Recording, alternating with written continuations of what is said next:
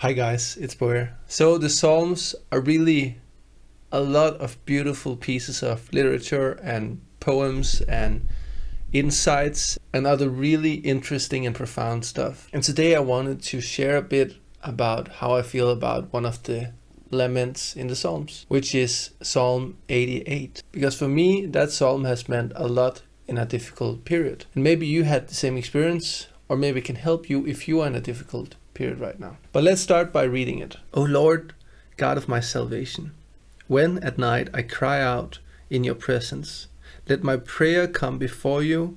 Incline your ear to my cry. For my soul is full of troubles, and my life draws near to Sheol. I am counted among those who go down the pit. I am like those who have no help, like those forsaken among the dead, like the slain that lie in the grave, like those whom you remember no more, for they are cut off from your hand. You have put them in the depths of the pit, in the regions dark and deep. Your wrath lies heavy upon me, and you overwhelm me with all your waves. You have caused my companions to shun me. You have made me a thing of horror to them. I am shut in so that I cannot escape. My eye grows dim through sorrow.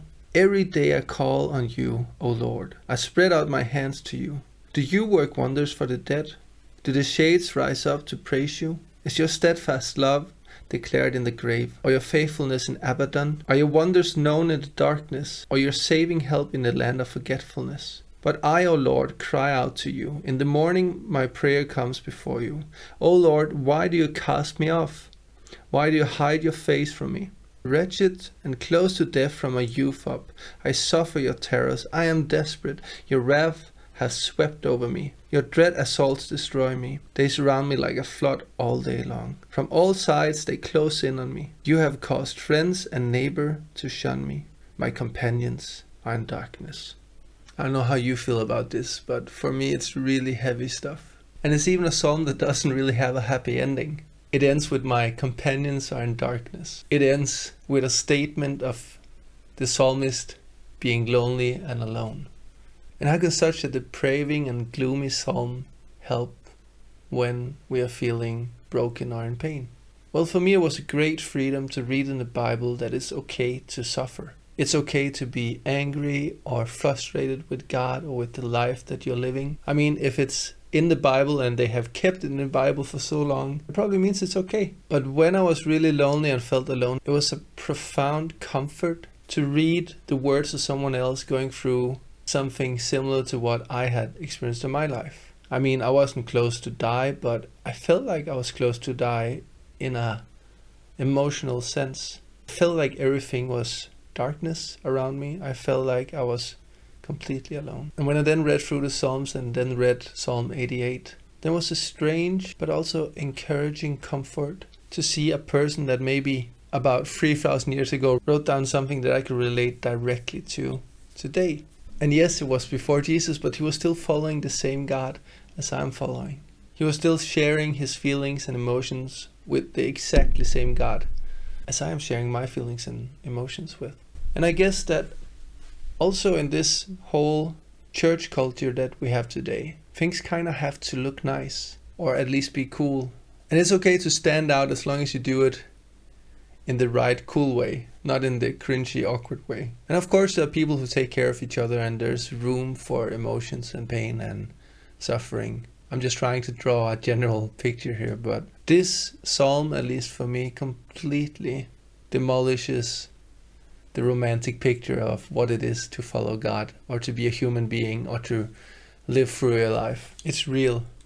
It's real and it's kind of gritty. And I think that sometimes when we are feeling these extreme emotions and when we're in this really dark place, then sometimes it can get too much with encouragements and everything is going to be alright. And if you have friends, then they're always asking how you're doing in the hope that you will answer, I'm doing better. But when I read this psalm, when I was at this point in my life, it really was a safe haven and an oasis where I felt like God told me that it's okay if you're suffering right now. It's okay if you're in pain. You don't have to act like you're feeling good. There's no pressure. Here's a person who experienced exactly the same and who talked to me about this 3,000 years ago. You are welcome to do exactly the same, or even use his words, because the wording of this psalm is really dramatic. But when you're in that place, then it feels really good to be able to be dramatic, to express the dramatic emotions and life situation that you're in. And this way of acknowledging my emotions, feeling acknowledged by God, and also this opportunity to just stand still in the chaos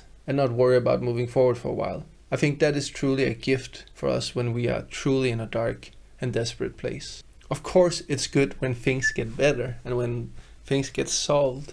I'm not saying that that's a bad thing, but I do think it's even better to learn to acknowledge ourselves and our emotions deep within our spirits when we are in a bad space. That's where we find the peace of God, the shalom. So I think we need to practice on lingering when we're feeling truly down and in a difficult place. And even if you're not in a dark place yourself, but maybe you have a friend who's in a dark place, then you can sit down and acknowledge their feelings by asking, hey, do you want to read Psalm 88? Because I think that you can truly create this holy space if you have a friend that really is desperate by reading Psalm 88, where you acknowledge the person, where you're letting the person know that God is acknowledging him as well, or her. So yeah, that's my reflections on Psalm 88. Feel free to leave a comment if this moved something in you or you have something to add. Maybe you had a different experience than me with this psalm or something else. I hope that my reflections were meaningful, to some extent at least. And I would just like to say that may God bless your journey, and see you next time.